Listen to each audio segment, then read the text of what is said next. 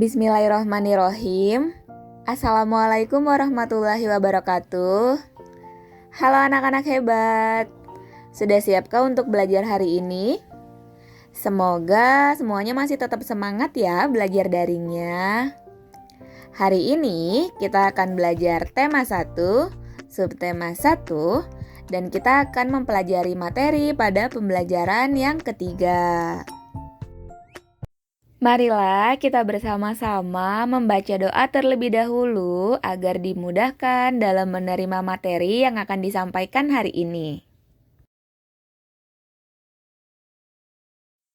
Materi yang akan kita pelajari hari ini ada 3. Yang pertama, kita akan mempelajari macam-macam patung. Yang kedua, bahan membuat patung. Dan yang ketiga, teknik membuat patung. Menurut kalian, apakah patung termasuk karya seni? Lalu bahan apa saja yang digunakan untuk membuat patung? Dan bagaimana caranya untuk membuat patung? Nah, betul. Patung merupakan karya seni rupa 3 dimensi yang bersifat seni murni. Pada masa lampau, sudah dikenal beberapa patung primitif, seperti patung Asmat dari Papua dan patung dari Tanah Toraja. Selain itu, pada masa Hindu-Buddha juga banyak ditemukan karya seni patung, terutama di candi Hindu-Buddha yang ditemukan di Pulau Jawa dan Bali yang bercorak tradisional. Karya patung primitif dan klasik secara tradisional berlangsung turun-temurun hingga sekarang. Selanjutnya, primitif dan klasik disebut dengan corak tradisional, dan sedangkan patung selain primitif dan klasik disebut dengan patung bercorak modern. Berdasarkan fungsinya, patung terbagi menjadi 6 macam. Ada patung monumen, patung kerajinan, patung dekorasi, patung seni, patung arsitektur, dan patung religi. Media seni patung berupa bahan, alat, dan teknik yang diperlukan dalam pembuatan seni patung. Bahan untuk membuat patung dibedakan menjadi beberapa kelompok, antara lain sebagai berikut. Yang pertama ada bahan lunak. Bahan lunak adalah material yang paling empuk dan mudah dibentuk. Contohnya adalah tanah liat, lilin, dan juga sabun. Selanjutnya ada bahan sedang. Bahan sedang ini adalah bahan yang tidak lunak dan tidak keras. Contohnya adalah kayu waru, kayu sengon, kayu randu, dan kayu mahoni. Yang ketiga ada bahan keras. Bahan keras ini dapat berupa kayu atau bebatuan. Bahan yang berupa kayu, contohnya adalah kayu jati, kayu sonokeling, dan kayu ulin. Sedangkan dari bahan bebatuan, antara lain ada batu padas, batu granit, batu andesit, dan batu pualam atau marmer.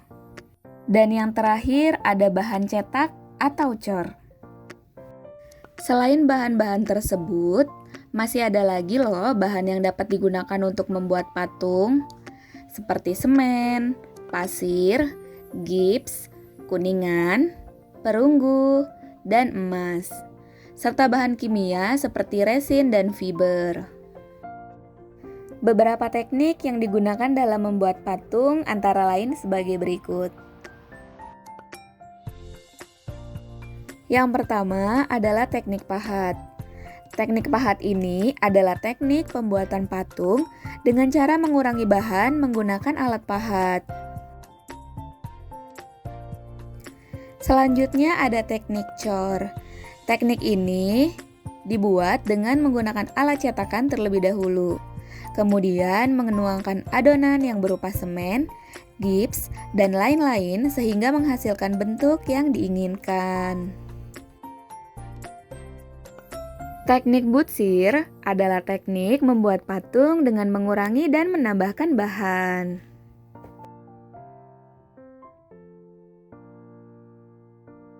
Selanjutnya adalah teknik cetak. Teknik ini dibuat dengan cara membuat cetakan terlebih dahulu. Biasanya teknik ini digunakan ketika membuat keramik dan patung dengan bahan dasar tanah liat dan semen. Kemudian yang terakhir adalah teknik las. Teknik ini membuat patung dengan cara menggabungkan bahan yang satu dengan bahan yang lainnya untuk mendapatkan bentuk tertentu. Nah, tadi kalian sudah mempelajari kan apa saja macam-macam patung?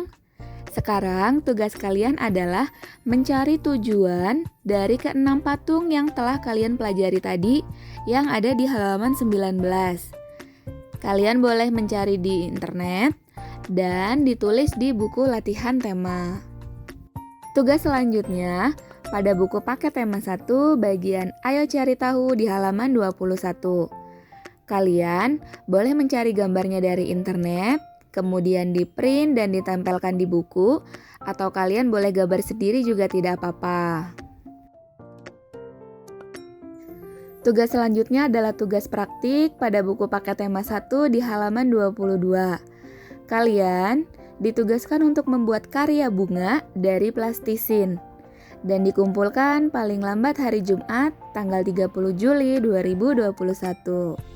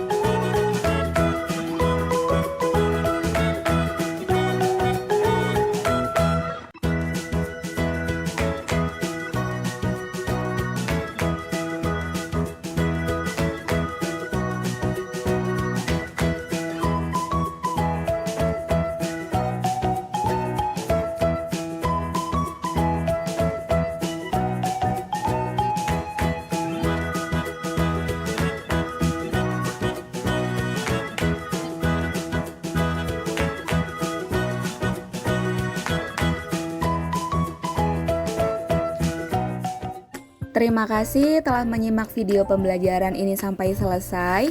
Semoga apa yang dipelajari hari ini dapat bermanfaat dan mudah dipahami.